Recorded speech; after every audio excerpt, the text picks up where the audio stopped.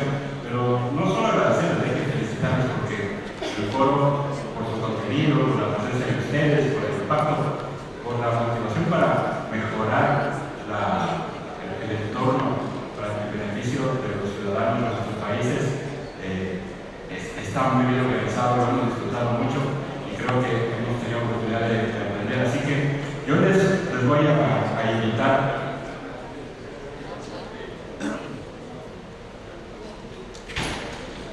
No están corriendo el contador y voy a hablar 50 minutos.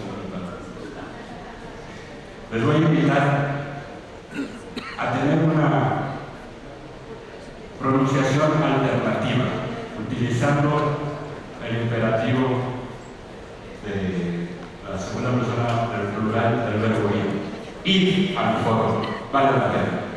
Así que nos veremos la próxima vez, espero que todos juntos. Y cuando el maestro de ceremonias me presentaba, decía el largo título de Centro Interamericano de Administraciones Tributarias. El largo título del Centro Interamericano de Administraciones Tributarias, y seguramente algunos de ustedes se preguntaban aquí que venimos a hablar de certificados digitales, de identidad y de interoperabilidad. ¿Qué hace este caballero aquí? ¿Por qué está aquí? Y la respuesta podría venir de algo que mencionó Juan Pablo, que ayer mencionaba que seguramente entre las administraciones tributarias del mundo podría aprovecharse los servicios de los brokers de identificación de identidad para, por ejemplo, que las operaciones transfronterizas, las operaciones de precio de transferencia, facilitar esa transición, o tal vez para dar la oportunidad a los servicios de que nos regañen por andar automatizando desde las administraciones tributarias solos algunas cosas. Pero hay que ser honestos, la verdad que estamos aquí porque Donald y Gertrudis me invitaron, así que pues, si no les gusta, resuelvan a ellos. Yo solamente les voy a contar un poco de la factura electrónica. Y quiero empezar, y a usted que le gusta hablar, ¿qué es una factura electrónica?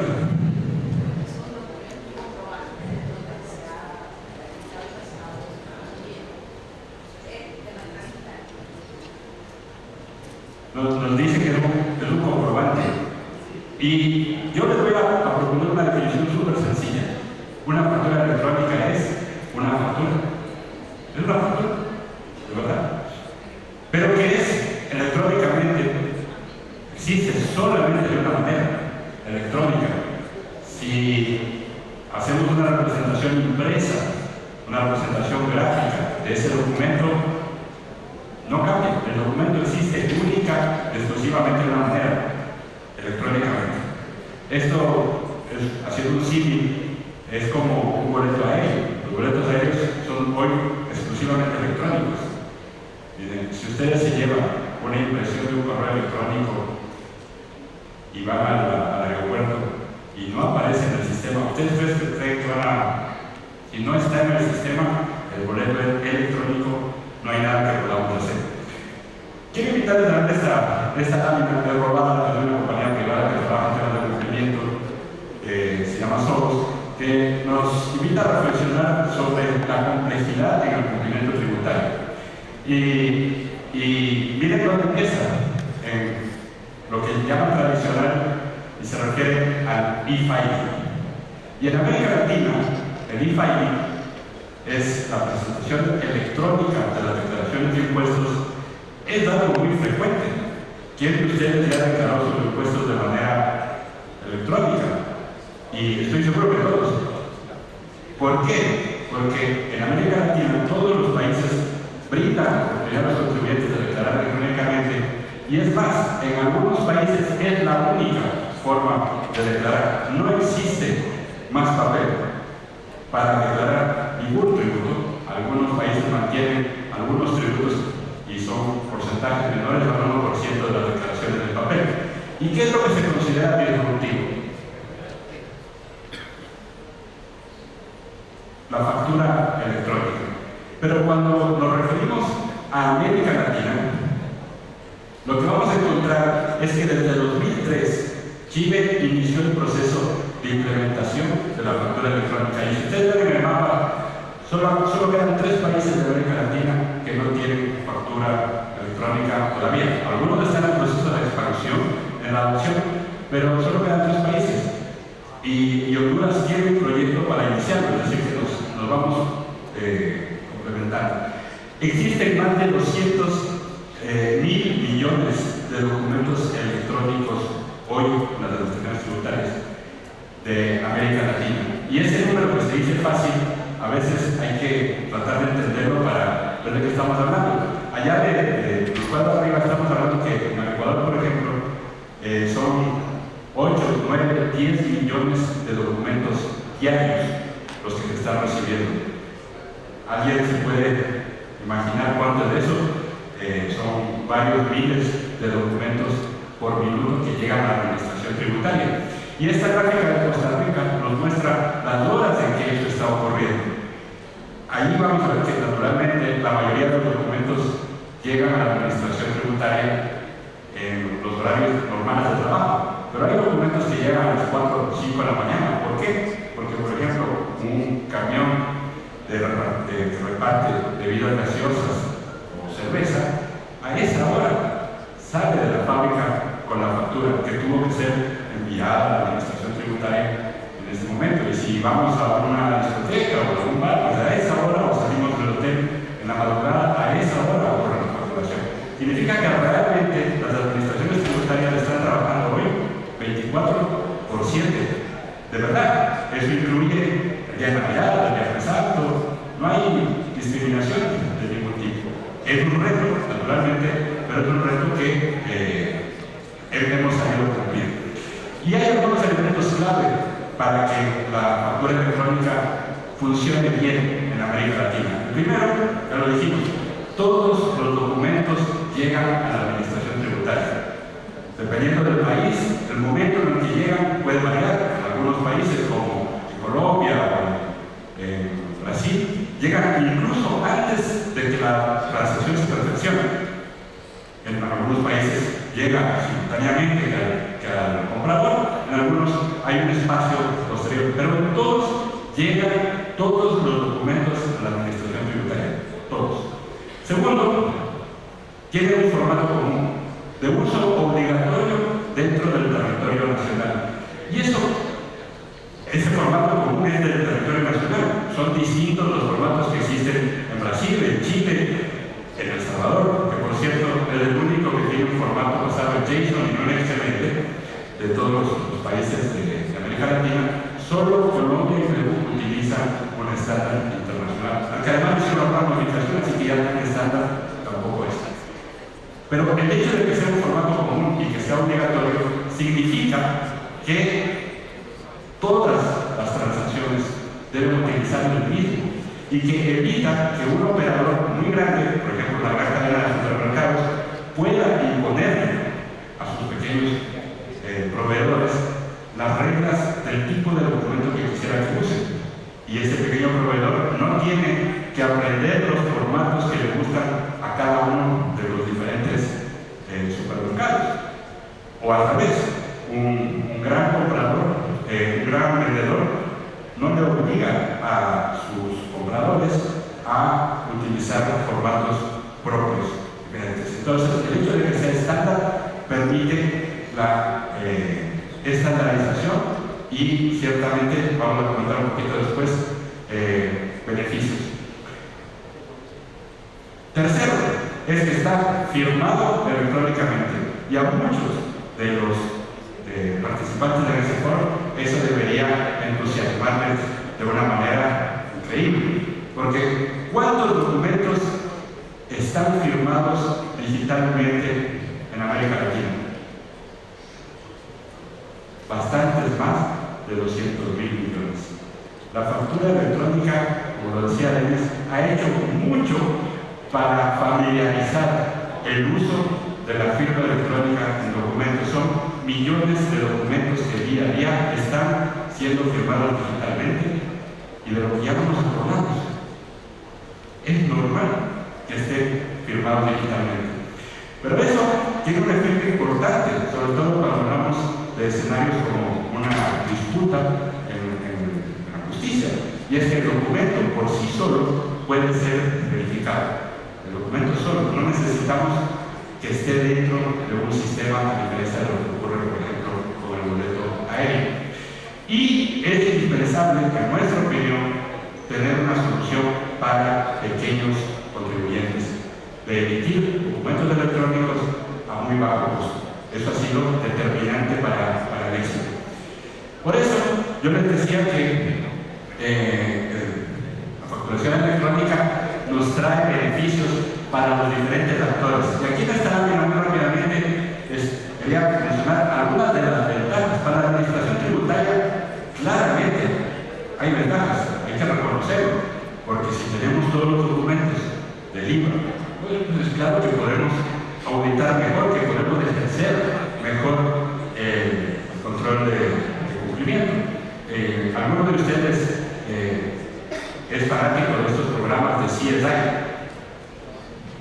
Sí, bastantes. Bueno, el tema es que antes a las administraciones les tocaba hacer exactamente eso, CSI, ir a buscar las pistas de quién fue el asesino que se hizo cargo de muerte, buscando pistas y pruebas e investigaciones. Desde que se tiene la factura electrónica, el control es mucho más cercano, es control continuo de las transacciones. Evidentemente, eso nos genera beneficios para la administración, pero genera beneficios para los contribuyentes. Alguien mencionaba ayer la necesidad de almacenar documentos físicos establecidos en las leyes mercantiles y en las leyes tributarias. ¿Cuánto días hay que almacenar en su país todas las facturas? 5, 7, 9, en algunos de los países de América Latina 11 años. Es costosísimo almacenar documentos sin que se mojen, sin que se queden por tantos años. Solo ahí tenemos una excelente razón para movernos a la factura electrónica. Los ahorros son inmediatos. Hay también un ahorro en el cumplimiento, en el control del proceso de cumplimiento, porque se necesita menos gente, los procesos son más efectivos, y ciertamente porque permite a los contribuyentes, en buena medida por el formato común, interoperar, mejorar sus procesos de cuentas por pagar, cuentas por cobrar, el control de inventarios e integración vertical en nuestros procesos. Es bueno para el Estado, porque hay un par de estudios que, si quieren, nos pueden consultar, son públicos, desarrollados por investigadores independientes, no de las administraciones tributarias, para verificar si la introducción de la facturación electrónica mejora la recaudación. Evidentemente que eso solo puede ocurrir en donde hay brechas de cumplimiento. En un país hipotético, como por el norte de Europa, en donde todo el mundo cumple lo que debe, ¿cuánto debería aumentar la recaudación si es que promovemos la factura electrónica? No, porque todo el mundo cumple lo que debe, pero eso no es necesario. Pero en nuestros países, claramente tenemos espacio para mejorar el cumplimiento. Y se ha visto que efectivamente ha contribuido a esa mejora. Entonces, en esta lámina les quiero invitar a ver los mandatos sobre el uso de facturas electrónicas o similares. Ya no está solo en América Latina. Hoy está en Europa, Italia, Hungría, Polonia, encontramos en Turquía, de otra manera en España, en Italia, Francia está empezando, Alemania está empezando. Y eso nos gusta imaginar un poquito que ese, nos decía Manuel en la mañana, que la bancarización en América Latina está por debajo, bastante por debajo de los países de la OCDE. Pues acá el liderazgo es todavía de América Latina. Pues en Chile, en lo que es todavía somos la región del mundo con mejor implementación de factura electrónica, y es algo que hemos tenido la oportunidad de transmitir. Entonces, el objetivo de esta charla es invitarles a pensar ya no desde el cumplimiento tributario y ya no exclusivamente desde el control de parte de la administración tributaria los beneficios que la factura electrónica tiene, sino desde un poquito más de los contribuyentes y de la sociedad de manera más amplia. Entonces, aquí, por ejemplo, vemos un correo electrónico de la administración tributaria, le dice antes del momento contribuyente. Yo ya sé que usted me dio tanto, yo ya sé que usted compró tanto. Y les invito a reflexionar si el objetivo de una autoridad de tránsito, ¿cuál debe ser? Que la gente maneje todos debajo del límite de velocidad para evitar accidentes o poner más multas.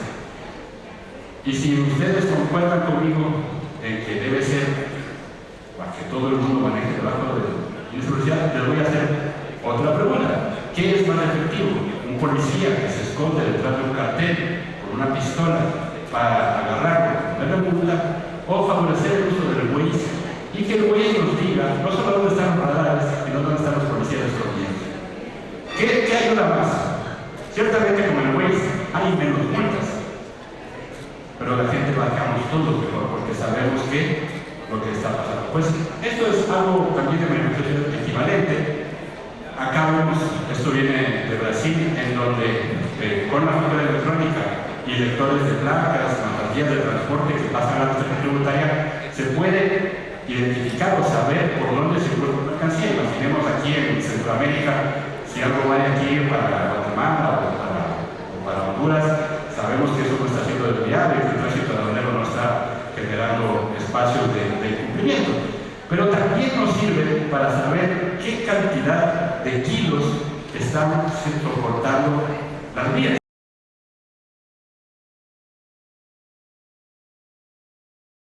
Mantenimiento o están al límite de su funcionalidad, cosas que se están haciendo en Brasil.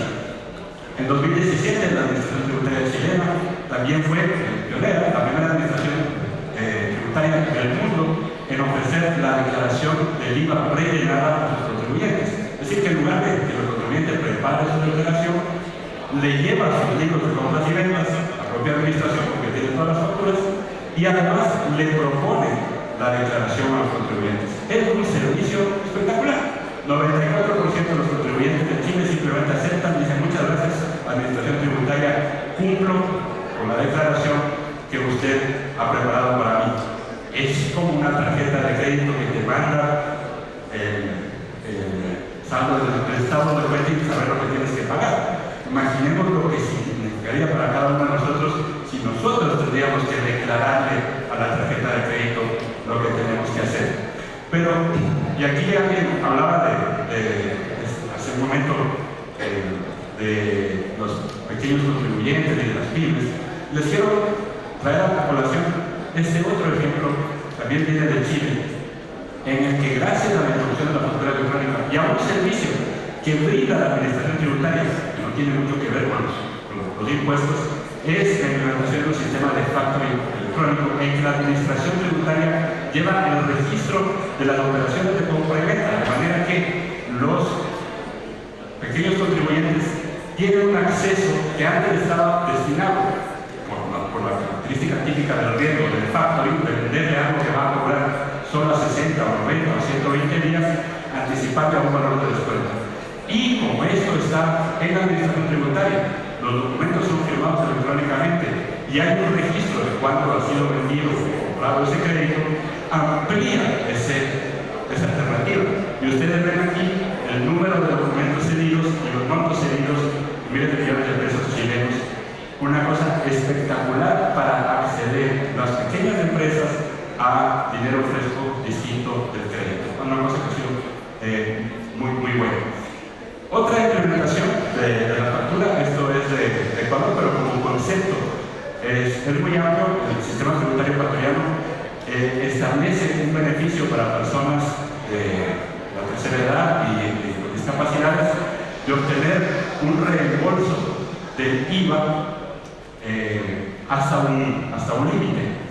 Eso es un proceso que ustedes imaginan. Se presenta una solicitud, hay que hacer un análisis del riesgo, aún con la factura electrónica no deja de ser un proceso. Pero, ¿qué es lo que implementaron?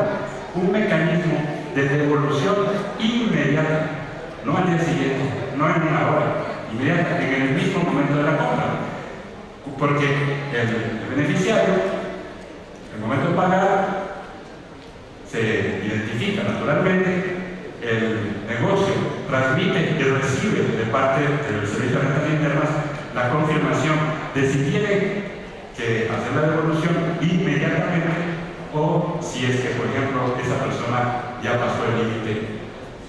Y cuando ustedes se imaginan lo impresionante que eso es que la devolución está aconteciendo en el mismo momento, nos da espacio a otras cosas de política tributaria, un IVA personalizado que dependiendo del sujeto, de su, por ejemplo, su capacidad adquisitiva, o de si yo estoy comprando queso francés y no queso salvadoreño, pueda aplicar mecanismos. No digo que sea buena idea, sino que les abre el espacio para crear en un impuesto indirecto, naturalmente regresivo, mecanismos para hacerlo un poco más progresivo en línea a través del control continuo de transacciones.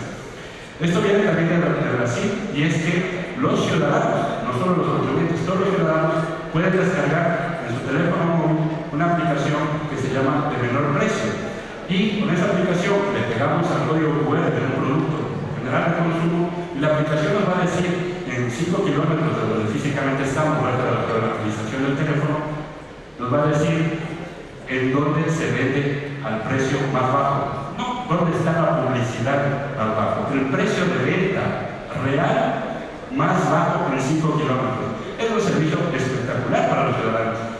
De la misma manera, utilizando los datos de la factura electrónica, también en Brasil, el Estado, por ejemplo, de Amazonas, ha logrado que en el consumo, en las compras de consumibles, por ejemplo, de papel, de tinta de impresora, se pueda rebajar los costos en más del 20%. Espectacular, ¿por qué? Porque estamos hablando de precios de mercado, que son comprobables, porque tenemos la factura. Y todos siempre nos acordamos de que vivimos periodos de pandemia, y en los periodos de pandemia hubo restricciones de movilidad y varios contribuyentes, varias empresas fueron severamente afectadas por esas restricciones. Y acá vemos cómo se cayó la economía de un periodo normal al periodo de pandemia. Pero además, para un determinado sector económico, nosotros vemos dónde se pudo comprobar dónde fue realmente afectado y cuáles negocios no solo no se afectaron, sino que mejoraron sus operaciones durante la pandemia.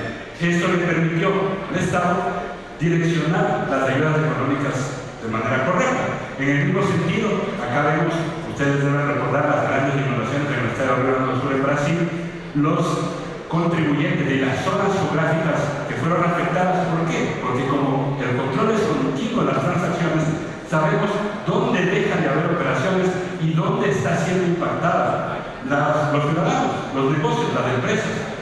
Afortunadamente existe esto para poder direccionar las ayudas. Acá vemos los espacios donde estaban las áreas inundadas y estaban todos siendo afectados. Vemos el impacto de menos 55% que tuvo en alguna parte. Y aquí, para terminar la charla, les quiero invitar a pensar en el futuro un poquito. Evidentemente, las administraciones tributarias tienen que respetar el secreto fiscal. No pueden andar compartiendo los datos de nadie con nadie más, porque es su responsabilidad. Y cuando imaginamos los datos que están en la factura electrónica, por ejemplo, desde el punto de vista de las empresas, podemos saber qué le debe qué, a quién y en qué precio. Y eso para la competencia sería fantástico. También podemos saber si alguien, un individuo, compra un determinado producto en una farmacia, o lo que le gusta hacer los viernes de la noche. Y si somos bien comportados, pues no pasa nada. Si somos un poquito distraídos, puede ser que no nos guste tanto. Eso establece una responsabilidad muy grande para las administraciones sobre los datos. Pero haciéndolo bien, anonimizando los datos, buscando información, hay muchas cosas que pueden hacerse. Yo les invito a pensar solamente un par de ejemplos. Uno de ellos, ¿qué les parece que es más efectivo para medir la inflación? Imaginar una canasta de productos, ir a hacer encuestas, ¿sí? O utilizar los datos de venta soportados en factura electrónica que realmente se vendieron de los productos de la canasta en todos los lugares del país que hay que ser pedido y poder medir, no estimar, la inflación. Es más fácil aplicar el sistema de cuentas nacionales de la distribución del PIB para determinar el PIB sectorial utilizar datos reales de la facturación electrónica de cómo está el PIB. Y desde el punto de vista de la sociedad, imaginemos que con los datos de la factura es posible saber en qué partes de la ciudad, en qué colegios, en qué escuelas está aumentando el consumo de bebidas azucaradas. Y si yo consigo acompañar eso, por supuesto que con el ámbito de crear buenas políticas públicas, puedo identificar qué hacer, qué acciones tomar, porque en el largo plazo probablemente esos niños pueden estar más afectados en temas de diabetes o de sobrepeso. Es muchísima la información y hay que estimular a las administraciones del Estado para que se utilice de buena manera, generar una política de datos abiertos para otras entidades del Estado, para los académicos, para las universidades, ciertamente para la empresa privada, responsablemente, anonimizando los datos, anonimizando de verdad, generando datos estadísticos para aprovechar esa enorme cantidad de datos que tiene disponible a partir de la factura electrónica. Muchas gracias.